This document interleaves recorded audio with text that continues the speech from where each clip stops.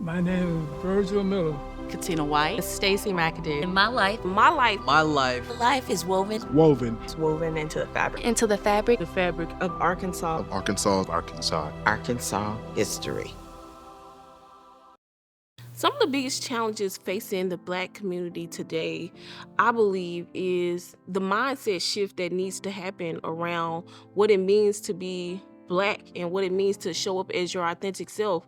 For so long, we've been taught to assimilate, and now we're in this phase where we're encouraging each other to be authentic, but not understanding that Black is not one-dimensional.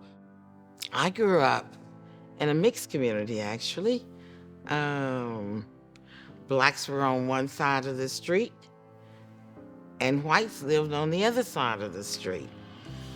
All of the children played together, all during the summer.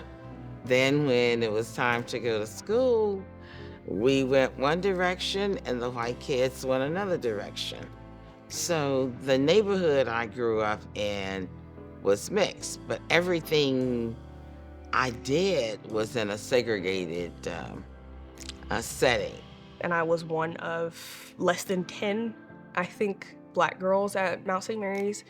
And then I went to Spelman, and it was like everyone was me and I was everyone else. And it was the first time that I felt secure in my Blackness, because in the past in Arkansas, it was always like people just sort of, because of the different background, the cultural differences, I think I was set apart from a lot of other Southern Black kids. I just always wanted to remain authentic in the news business, and I attended school in Memphis. Their authenticity is something that you can somewhat still find here in Little Rock.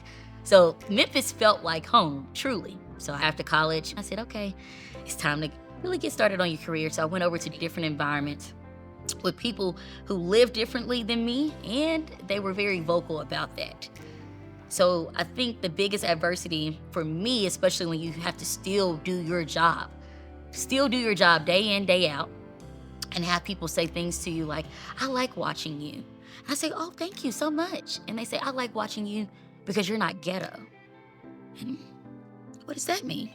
What is the definition of ghetto? Do you know what I define as ghetto?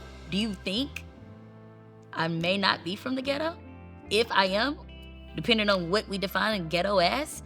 And I think that was very challenging for me, that people would see a certain image on TV and think that I was different from any other person who looked like me, who wore their hair the same way as me, who dressed like me. So I think it was a true adjustment, but it was necessary. And when I returned home, I had a greatness, a pride in saying, oh, I'm so happy to be home and being around people who truly appreciate and respect me for who I am and what I am.